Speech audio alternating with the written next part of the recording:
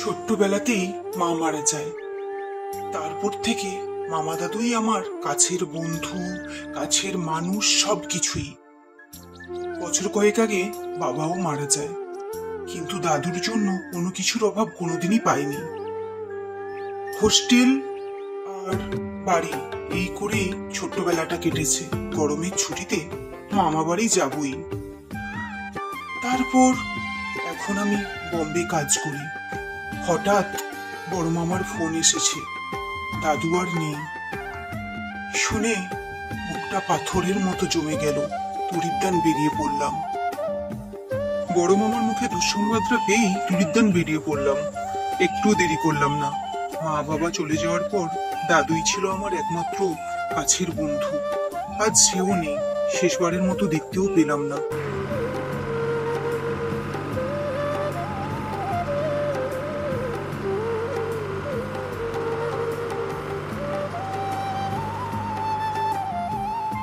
শ্রীরামপুরে বাস থেকে নেমেই অনেক কথাই মনে চলে এলো, পুরনো অনেক কথা। কতবার না দাদুর সঙ্গে ছোটবেলায় এখানে বাজারে এসেছি। মনে হচ্ছে যেন কোনো কিছুই বদলায়নি। সেই ভোলাদার দোকান, তার পাশে ছোট্ট মালদার চায়ের দোকান, সেই পুরানো কাটলির চা, আর চা দোকানে সেই মানুষের ভিড়, সেই ভাঙাচোরা বেঞ্চের উপর বসে ছোট্ট মাটির কাপে এক চুমুক চা খাওয়া। বাস থেকে নেমেই সোজা চলে গেলাম মালদার দোকানে। দেখলাম মালদা তখন পানির মধ্যে চুন লেপছে। তারপর আমাকে দেখেই কিছুক্ষণ থমকে দাঁড়িয়ে গেল। তারপর একটা মিষ্টি হাসি দিয়ে বলল, ভোপাল। তারপর আমি একটা হাসি দিয়ে বললাম, খবর পেয়েছো? তারপর কাঁধের ওই তেল চটচটে গামছাটা দিয়ে মুখ মুছে বলল, গিয়েছিলাম শ্মশান ঘাট। আমি এগোতে থাকলাম। হঠাৎই পিছন থেকে আওয়াজ এলো, এ পান তো নিয়ে যাও। কে খাবে? যে খাওয়ার সে তো আর নেই। তুমি খেয়ে নেবে। কথাটা শুনে আমি কিছু বলতেও পারলাম না।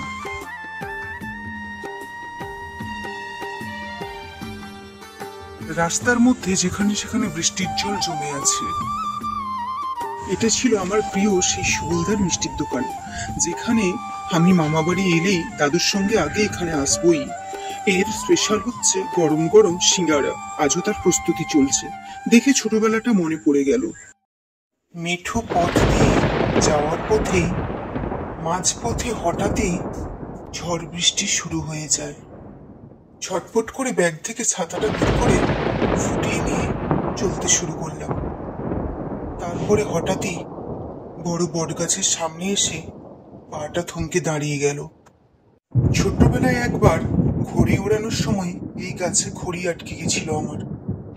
দাদু অনেক কষ্ট করে এই গাছের ডাল থেকে ঘড়িটা বেড়ে দিয়েছিল।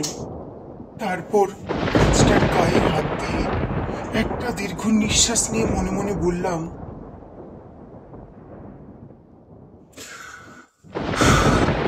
তোমার সঙ্গীও তোমায় ছেড়ে চলে গেল। আর ঠিক তখনই দু একটা শুকনো পাতা গাছের উপর থেকে মাটিতে এসে পড়ে। তারপর আমি বৃষ্টির মধ্যে ওই গাছটার দিকে এক দৃষ্টি তাকিয়ে থাকলাম। হঠাৎ তারপর পেছন থেকে একটা ডাক এলো, খোকা, ভেতরে আয়, বৃষ্টিতে ভিজিস না।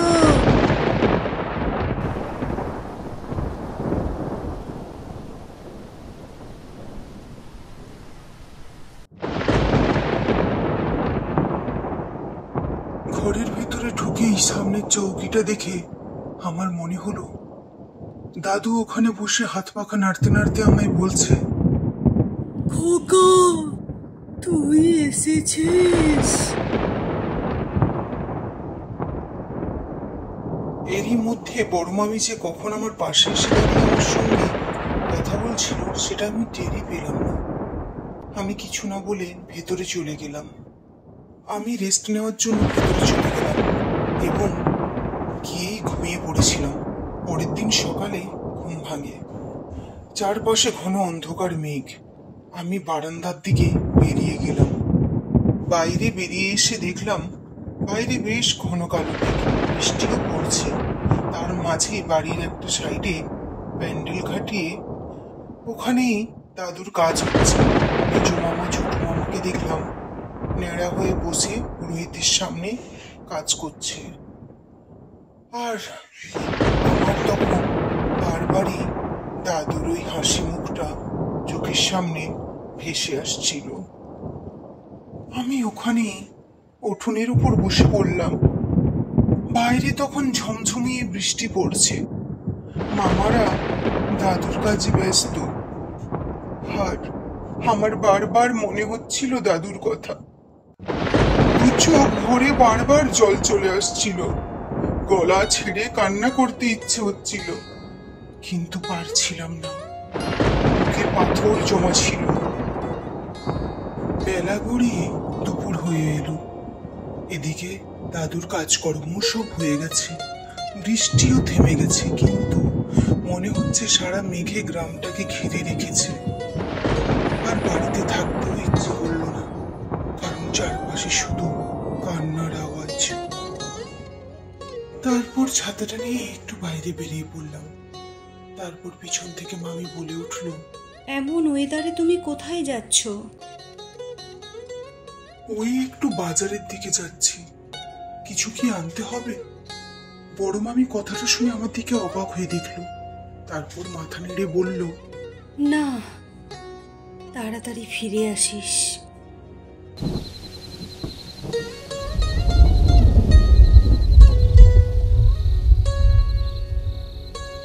অন্যমনস্ক হয়ে চলতে চলতে কখন যে গ্রাম থেকে অনেকটা দূরে চলে এসেছি বুঝতে পারলাম না।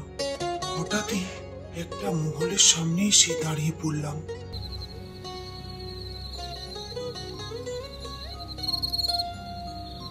ভুল করে আমি বাম দিকে যেতে গিয়ে ডান দিকে চলে এসেছি। আর এখন আমার চোখের সামনে যে প্রাসাদটা দেখা যাচ্ছে ওটা হলো শ্রীরামপুরের ছোট রানীমার প্রাসাদ। এখন এখানে আর কেউ থাকে না। মালিকহীন এই বাড়িটাতে এখন গাছপালাই বসবাস করে। নিজেদের মতো করে নিজেদের ইচ্ছায় জায়গা করে নিয়েছে। এই ঘরের দরজা সবসময় বন্ধ থাকতো, কিন্তু সময়ের সঙ্গে সঙ্গে সেটাও নষ্ট হয়ে গেছে। আমি এদিক ওদিক তাকালাম, বুঝতে পারলাম না কখন বেলা গড়িয়ে সন্ধে নেমে এলো। ওখান থেকে ফিরে আসবই, ঠিক তখনই কাশির আওয়াজ শুনে ঘুরে তাকালাম। দেখলাম এক বয়স্ক লোক মোমবাতি হাতে এগিয়ে আসছে।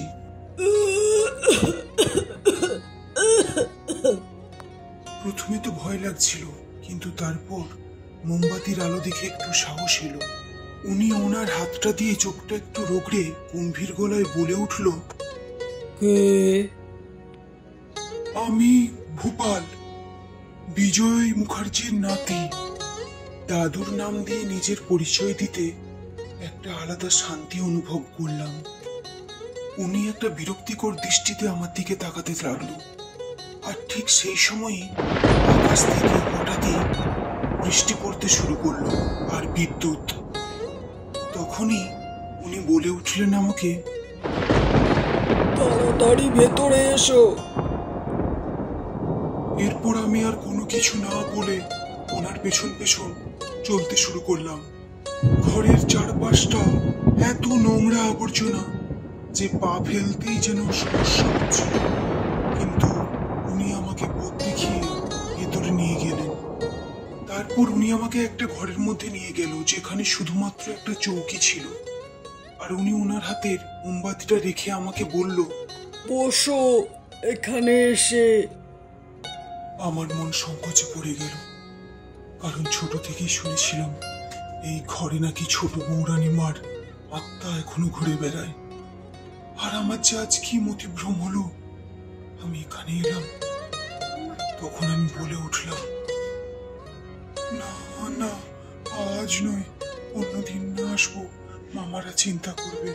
বললাম তো ঠিক কথা, কিন্তু বাইরে এত তুমুল বর্ষা, বজ্রপাত যে বেরোতে পারলাম না। বাধ্য হয়ে ওখানে আমাকে বসতে হলো। খাটিয়ার এক পাশে আমি, এক পাশে ওই ভদ্রলোক। উনি আমার দিকে তাকিয়ে আছে। তারপর কিছুক্ষণ পর আমায় বলল, ভয় করছে। একটা গভীর নিঃশ্বাস নিয়ে আমি বললাম, না, কিন্তু ছোটবেলায় শুনেছিলাম এই ঘরে। অভিশাপের কথা বলছো? তুমি তো আবার এখানে কোনো খারাপের জন্য আসোনি। যে খারাপের জন্য আসে ওদেরকেই। বাইরে এত জোরে বৃষ্টি আর বজ্রপাত হচ্ছিল যে ওনার কথাগুলো মাঝে মাঝে শুনতে পাচ্ছিলাম না। বৃষ্টির জল মাঝে মাঝে ভাঙা দরজার মধ্যে থেকে ছিটকে আসছে। মোমবাতির আলোটাও দপদপ করে জ্বলছে। আমি কষ্ট গলায় বলে উঠলাম, এই ধরনের কোনো ঘটনা কি আপনার জানা আছে? আর ঠিক তারপর যা